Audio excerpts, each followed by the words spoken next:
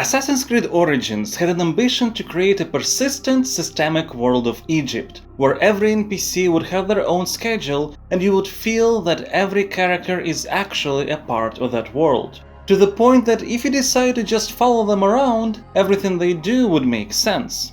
It clearly worked out, as evidenced by Assassin's Creed fans sharing online all their different experiences regarding the living world of ancient Egypt.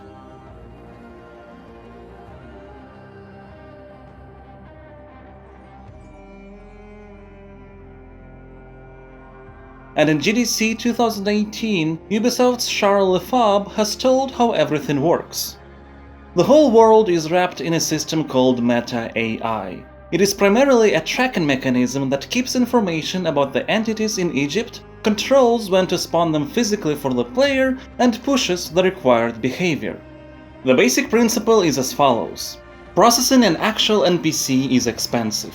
You need to keep track of its behavior, animations, sounds, visuals, physics, and many more things. It's a very costly endeavor, and you can't possibly hold in memory everything for 10,000 NPCs across the world. But you don't need to. What's the point of processing elements that players can't see, right? It's enough to just hold very basic and most important information, like current position, object type, current goal, without worrying about all the extra fluff. That way, you can track tons of entities for a cheap cost. And by tons, I do mean tons. Origins Meta AI tracks about 50,000 static objects across Egypt. Static objects are gameplay ingredients like ballistas or braziers, but they're also invisible entities, like spawners that for example can create animals when players get near, or things called stations that NPCs can use as their goal.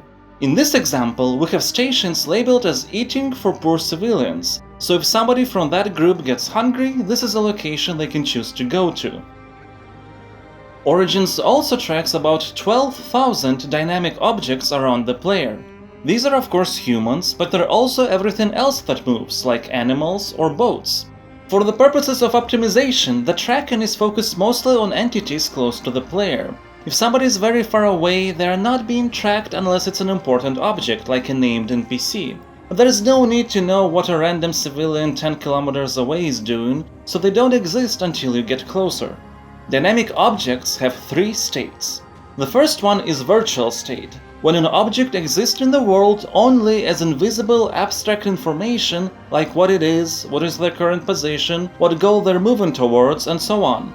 In this state, the object information is updated very rarely.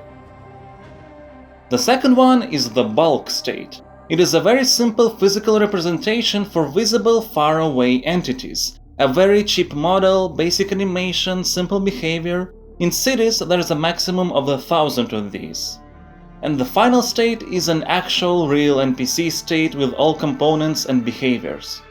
Because it is very costly, there can be only a maximum of 200 NPCs in a radius of 80 meters around the player, among which a maximum of 40 that can fight. To make sure that they are spread out evenly for the balance of density and performance, locations are divided in cells of equal size which allow only 16 dynamic objects to stay in each. Now, every character needs to know how to move from location to location.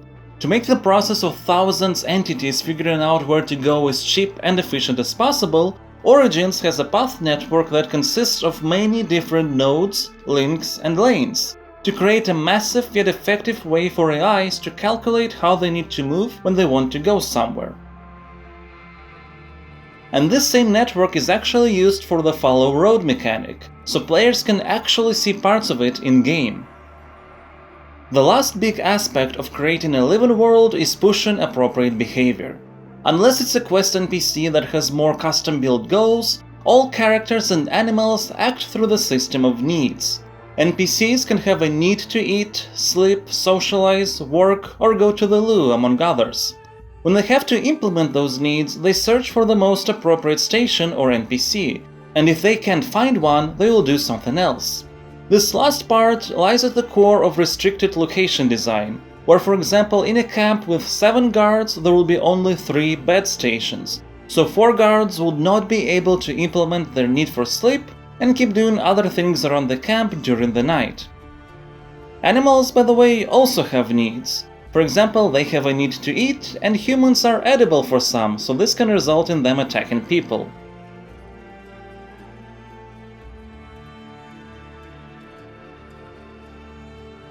When all this is put together, we get a massive, believable world of Egypt that you can see miles and miles of as you fly by with your trusty eagle Senu. Everybody living their lives that don't revolve around the player. Like, at all.